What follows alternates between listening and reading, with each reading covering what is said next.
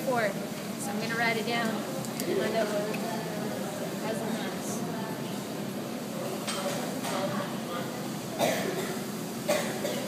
Now that we measured the mass of an empty beaker, we're going to measure the mass of the beaker with 20. And then we're going to pour in 20 milliliters of water. And if you can see, the meniscus is at 20. So.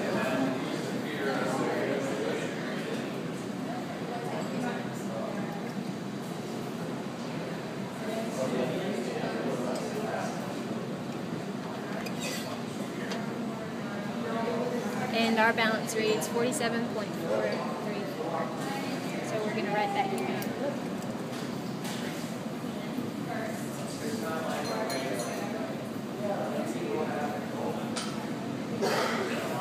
Okay, so this is the mass of the water in the beaker minus the mass of the beaker, which gives you the mass of your water, which is your final. Hi everyone, I'm Andrew. This is me using a balance. So first thing we're going to do, you see there's a mass on this balance. We're going to zero it out since there's nothing on it. Now I have 0 grams.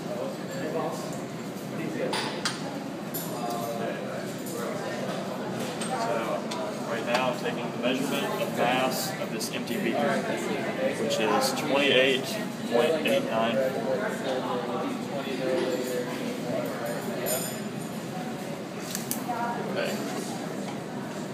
Remove the beaker.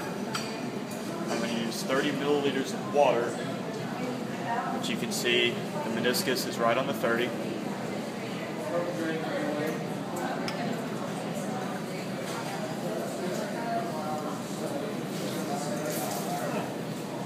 Make sure my balance is 0 again. Put my beaker in with the 30 milliliters of water.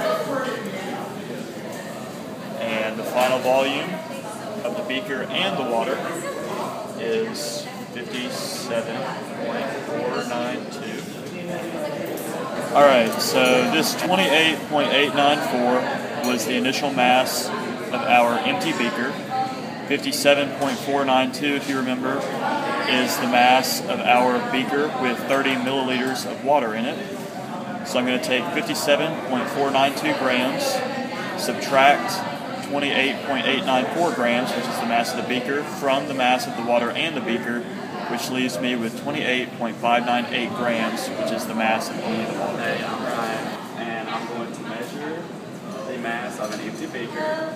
First, I'm going to tear the scale and put the beaker in the scale. And as you can see, the beaker weighs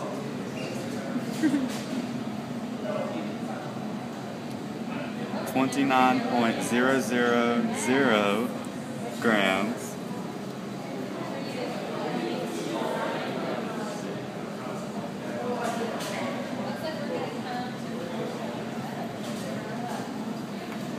And now I'm going to remove the beaker, and I'm going to add 40 milliliters of water, and as you can see, the meniscus is on the 40 milliliter mark. And I'm going to put it in the beaker.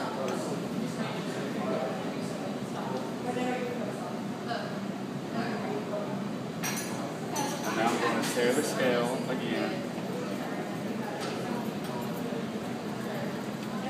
and get the mass of the water and the beaker together, which is 66.610 grams.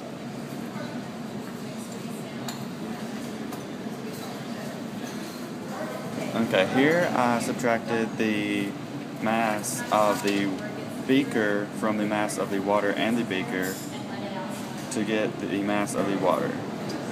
Alright, so we're going to explain how the balance can be uncertain. And the first thing is that the metal plate in the balance, right here, is extremely sensitive, and so it can actually pick up readings with different airflow coming through the balance, as well as if there's any substances on the outside of what you're measuring or on the plate to begin with. So the first thing we're going to do to try to reduce error is make sure that these doors are closed. And once they are, we'll re-zero the balance. And now there's a lot less variation in the numbers once the balance has been re-zeroed. Some tips to minimizing error when you're using the balance is to always use the same balance and to make sure there are external substances on the things that you're measuring and to wipe off the metal plate.